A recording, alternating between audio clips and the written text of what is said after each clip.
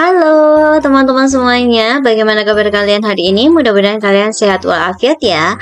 Kembali lagi berjumpa dengan saya. Namun pada kesempatan kali ini saya akan bersama teman-teman membahas tentang contoh soal tryout PBG dalam jabatan 2024 Prodi Pendidikan Guru SD Part 1. Dan bagi teman-teman yang baru saja bergabung dengan channel ini, saya ingatkan untuk like, share, and subscribe ya, supaya channel ini semakin berkembang. Mari kita mulai dari soal yang pertama. Pada aktivitas pembelajaran di kelas, guru memberikan soal kepada peserta didiknya sebagai berikut. Jika suatu persegi panjang memiliki panjang sisi 15 cm dan lebar 10 cm, tentukan keliling persegi panjang tersebut. Jawaban setiap siswa adalah 150 cm persegi dengan alasan keliling persegi panjang adalah panjang dikali lebar. Penanganan yang tepat untuk mengatasi kesulitan peserta didik adalah memberikan titik A, B, C, D, E. Kira-kira mana jawaban yang tepat teman-teman? Ya, jawabannya adalah C. Scaffolding kepada peserta didik, cara menentukan keliling bangun persegi panjang. Soal yang nomor 2. Seorang guru melakukan pelajaran di kelas untuk membuat peserta didiknya kompeten tentang rumus luas segitiga. Untuk mencapai harapannya tersebut, guru melakukan pengelolaan kelas yang berpusat pada peserta didik. Pernyataan di bawah ini merupakan pengelolaan kelas yang berpusat pada peserta didik. Pilihlah jawaban yang benar, di mana jawabannya lebih dari satu teman-teman. Oke, dari kelima opsi ini, mana saja ya jawaban yang benar menurut teman-teman? Iya, betul sekali. Jawabannya adalah B, D, dan E, yaitu guru membagi peserta didik menjadi 5 kelompok. Tiap kelompok diberi soal menentukan luas segitiga. Setiap kelompok diminta untuk berdiskusi menyelesaikan soal yang diberikan. Setelah diskusi selesai, salah satu kelompok diminta untuk presentasi dan kelompok lain untuk menanggapi. Terakhir, guru memberikan penguatan materi. Opsi D juga benar, yaitu guru membagi peserta didik menjadi 5 kelompok. Tiap kelompok diberi lembar kerja menentukan luas segitiga. Setiap kelompok diminta untuk berdiskusi lembar kerja yang diberikan. Setelah diskusi selesai, salah satu kelompok diminta untuk presentasi dan kelompok lain menanggapi. Dan terakhir, guru memberikan penegasan. Opsi C, yaitu guru meminta peserta didik bekerja secara berpasangan untuk menentukan luas segitiga. Setelah selesai kerja berpasangan, salah seorang peserta didik diminta untuk mempresentasikan hasil kerja pasangannya. Siswa lain diminta untuk memberikan tanggapan. Setelah presentasi selesai, guru memberikan penegasan. Oke, kita lanjutkan teman-teman ke contoh soal nomor 3. Ibu Wati, guru SD, akan membelajarkan materi tentang penerapan luas lingkaran dalam kehidupan sehari-hari. Ibu Wati merencanakan kegiatan pembelajaran secara kolaboratif bersama peserta didik. Kegiatan ini dimaksudkan agar peserta didik memiliki tanggung jawab, kemandirian, maupun bekerja sama dengan anggota kelompoknya dengan baik tanpa ada bullying, tidak ada pemaksaan kehendak. Dalam perencanaan itu dibicarakan tentang aturan yang harus dilaksanakan oleh peserta didik dalam kegiatan aktivitas pendukung, alat dan bahan yang dapat diakses, cara dan langkah kerja untuk menyelesaikan rencana kegiatan secara kolaboratif. Model pembelajaran yang dipraktekkan oleh Ibu Wati mencerminkan pemberian kesempatan kepada peserta didik titik-titik. Kira-kira jawabannya mana teman-teman yang benar? Iya, jawabannya adalah A. Merasa aman dan nyaman dalam pembelajaran. Kita lanjutkan soal nomor 4. Seorang guru SD merancang desain pembelajaran matematika yang terstruktur sebagai berikut. Guru mengajak peserta didik mengamati gambar suatu segitiga yang berasal dari setengah persegi panjang beserta ukurannya. Kemudian, guru mengajak peserta didik untuk menemukan tinggi segitiga tersebut. Setelah tinggi segitiga ditemukan, guru mengajak peserta didik untuk membandingkan luas segitiga dengan luas persegi panjang. Kegiatan pembelajaran yang direncanakan guru tersebut bertujuan untuk menemukan titik-titik. Apa kira-kira teman-teman jawabannya? Iya, betul sekali. Menemukan rumus luas segitiga. Jawabannya adalah D. Soal nomor 5. Seorang guru SD mengajar di sekolah yang lingkungan sekitarnya adalah peternakan ikan yang diternakkan di kolam. Pada pertemuan yang akan datang, guru mengajak peserta didiknya belajar menentukan volume balok. Desain pembelajaran yang dilakukan guru tersebut yang sesuai dengan kondisi lingkungan peserta didik adalah titik-titik. A, B, C, D, atau E teman-teman jawabannya? Iya, jawabannya adalah A. Guru mengajak peserta didik di luar mengamati kolam ikan yang berbentuk balok dan meminta peserta didik untuk mengukur panjang dan lebar serta kedalaman kolam ikan dan meminta peserta didik menghitung volume dari kolam ikan tersebut. Kita lanjutkan soal nomor 6. Tujuan pembelajaran yang ingin dicapai guru di SD Sukaria adalah peserta didik dapat menyebutkan contoh hak dan kewajiban warga negara dalam Undang-Undang Dasar Negara Republik Indonesia tahun 1945. Guru tersebut ingin menunjukkan contoh pelaksanaan hak dan kewajiban dalam kehidupan sehari-hari. Media berbasis ICT yang cocok digunakan dalam pembelajaran tersebut adalah titik-titik. Mana teman-teman yang tepat jawabannya? Ya, opsi D, video yang menggambarkan pelaksanaan hak dan kewajiban warga negara dalam kehidupan di masyarakat. Soal nomor 7. Rumusan tujuan pembelajaran berbunyi, melalui penggunaan media pembelajaran, peserta didik dapat menentukan jaring-jaring balok. Media yang tepat untuk mencapai tujuan tersebut adalah titik-titik. Jawabannya adalah apa teman-teman? Iya, jawabannya E. Balok dari kertas yang dapat dibuka membentuk jaring-jaring balok. Kita lanjutkan soal nomor 8. Seorang guru kelas 4 SD akan membelajarkan mata pelajaran pendidikan Pancasila dengan tujuan pembelajarannya peserta didik mampu menerapkan nilai-nilai Pancasila dalam kehidupan sehari-hari. Dalam rangka mencapai tujuan tersebut, guru mengembangkan media pembelajaran yang kreatif dan inovatif. Media yang cocok yang digunakan guru tersebut adalah titik-titik. A, B, C, D, atau E teman-teman? Iya, jawabannya adalah C, menggunakan video yang menunjukkan penerapan nilai-nilai Pancasila dalam kehidupan sehari-hari. Soal nomor 9, seorang guru SD berharap peserta didiknya mampu menjelaskan dan membuktikan teorema Pythagoras dan triple Pythagoras. Dalam salah satu langkah pembelajaran di kelas, peserta didik diminta untuk menganalisis langkah-langkah pembuktian teorema Pythagoras dengan berbagai cara. Langkah pembelajaran tersebut ditunjukkan untuk membuktikan kemampuan berpikir titik-titik.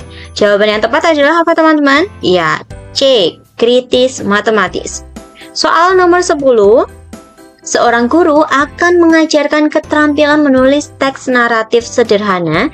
Tujuan pembelajarannya yaitu peserta didik menyampaikan gagasan dan imajinasi secara indah dan menarik dalam bentuk prosa dengan penggunaan kosakata secara kreatif. Berikut desain pembelajaran yang dirancang oleh guru tersebut. Yang pertama, guru menyediakan beberapa alternatif tema, peserta didik memilih satu tema. Kedua, peserta didik mengeksplorasi berbagai kosakata yang berkaitan dengan tema yang dipilih. Tiga, peserta didik menyusun kerangka teks narasi sesuai tema. 4. Peserta didik mengembangkan kerangka menjadi teks naratif utuh. 5. Peserta didik melakukan file editing bersama rekan sejawat setelah teks naratif selesai. Untuk menstimulus kreativitas peserta didik ketika menulis teks naratif sederhana, strategi manakah yang dapat ditambahkan dalam desain pembelajaran? Opsi A, B, C, D, E, mana yang tepat menurut teman-teman? Ya, jawabannya adalah C. Pada saat mengembangkan kerangka hingga menjadi teks naratif, peserta didik memperhatikan unsur intrinsik, bagian alur, dan ilustrasi sebagai pelengkap. Kemudian soal nomor 11. Bu Riri, guru di SD Sukapintar, merencanakan pembelajaran dengan kunjungan ke lingkungan sekitar sekolah. Peserta didik diajak mengamati tanaman di halaman sekolah yang dalam kondisi layu. Melihat fenomena tersebut, strategi yang tepat untuk melatih kemampuan menyelesaikan masalah dan berpikir kritis pada peserta didik adalah titik-titik. A, B, C, D, atau E teman-teman? Iya, jawabannya adalah A, mengidentifikasi masalah terlebih dahulu. Oke teman-teman, kita lanjutkan soal nomor 12. Seorang guru sedang mengajarkan keterampilan berbicara. Peserta didik diminta untuk menceritakan kembali kisah kelinci kecil dan burung pipit secara runtut dengan menggunakan kata-kata sendiri. Selama proses belajar berlangsung, guru juga ingin memotret komentar pada peserta didik lain ketika teman sejawatnya bercerita di depan kelas.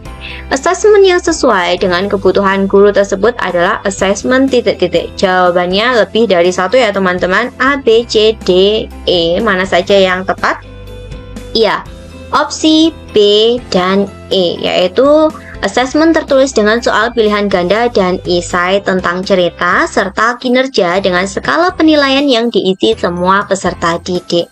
Soal nomor 13, Pak Riko, seorang guru kelas 4 SD, Cut Nyadin. Dalam pembelajaran yang dilakukan, Pak Riko berusaha agar peserta didik terlibat aktif dalam pembelajaran. Pak Riko melakukan asesmen dengan memberi tugas esai pada peserta didik agar peserta didik dapat mengembangkan argumentasi dan mencari sumber-sumber yang terpercaya untuk mendukung argumen yang dimilikinya. Bentuk asesmen yang dilakukan Pak Riko dalam rangka mencapai tujuan pembelajaran adalah titik-titik. A, B, C, D, atau E teman-teman. Jawaban yang tepat?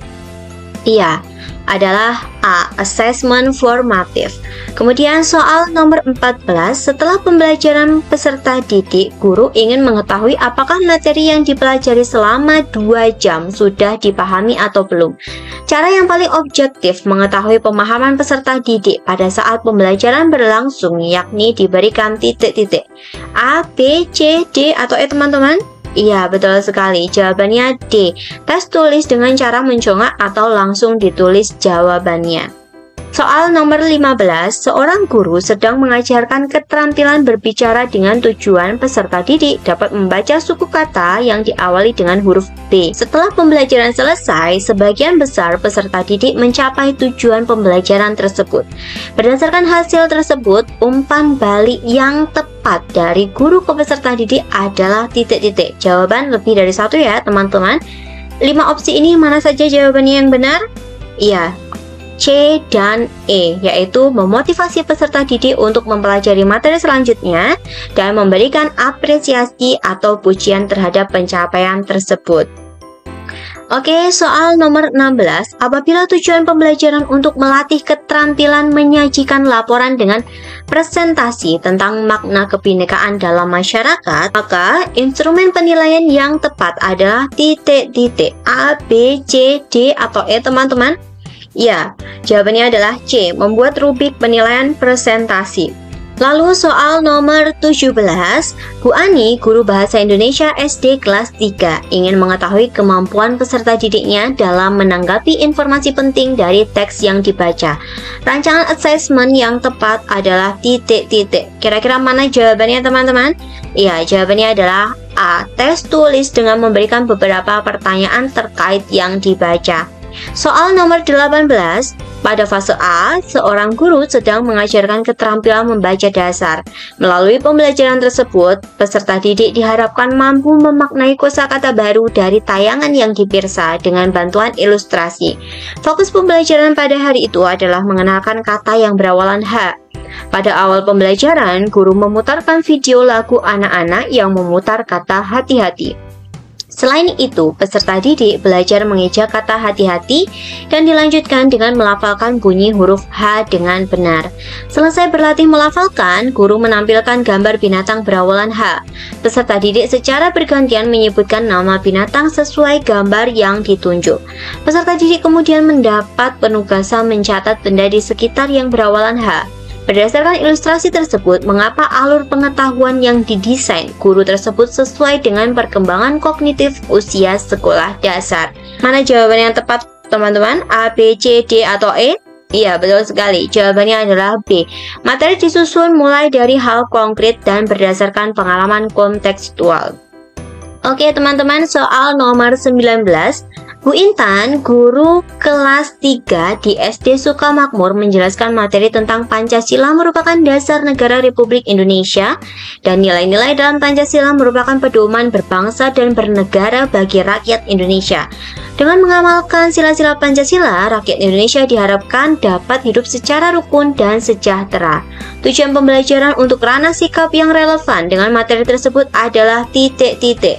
Mana jawaban yang tepat menurut kalian teman-teman? Ya, jawabannya adalah C. Melalui pengamatan lingkungan sekitar, peserta didik dapat menunjukkan sikap saling menghargai sesuai dengan nilai-nilai Pancasila dalam kehidupan sehari-hari. Soal nomor 20. Elemen fase B yakni mendeskripsikan keragaman budaya dan upaya pelestariannya. Tujuan pembelajaran yang relevan dengan isi elemen tersebut adalah titik-titik. A, B, C, D, atau E teman-teman? Ya, jawabannya adalah A. Peserta didik mampu menguraikan macam-macam seni tari di Indonesia. Kita lanjutkan soal nomor 21.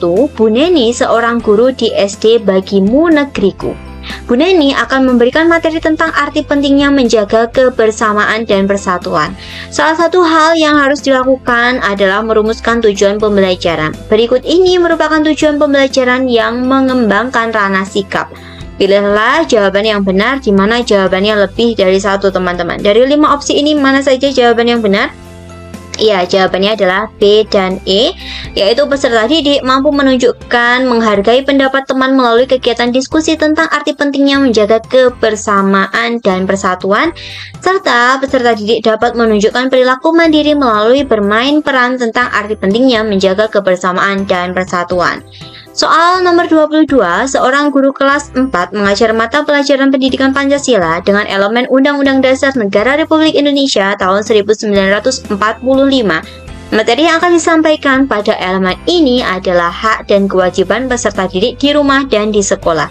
Dalam konteks pembelajaran berbasis proyek, tindakan yang dilakukan oleh guru adalah titik-titik. Jawabannya adalah apa teman-teman? Ya, jawabannya adalah A. Memilih proyek yang relevan dengan tahap perkembangan dan minat peserta didik. Kita lanjutkan soal nomor 23. Pak Putra, guru kelas 4 SD Antasari, akan membelajarkan materi keragaman budaya di Indonesia. Pak Putra menciptakan pembelajaran yang berpusat pada peserta didik. Di kelas Pak Putra terdapat 2 golongan gaya belajar, yaitu gaya belajar auditory dan kinestetik. Untuk memfasilitasi semua peserta didiknya dalam belajar, Pak Putra mengembangkan materi keragaman budaya yang titik-titik. A, B, C, D, atau E teman-teman? Iya, jawabannya adalah D. Memenuhi berbagai gaya belajar peserta didik dan membuat pembelajaran lebih menarik. Soal nomor 24. Seorang guru sedang merancang modul pembelajaran IPA untuk peserta didik kelas 5 SD dengan latar belakang kebutuhan belajar yang berbeda. Peserta didik A memiliki minat dalam sains alam, sementara peserta didik B lebih tertarik pada aspek lingkungan.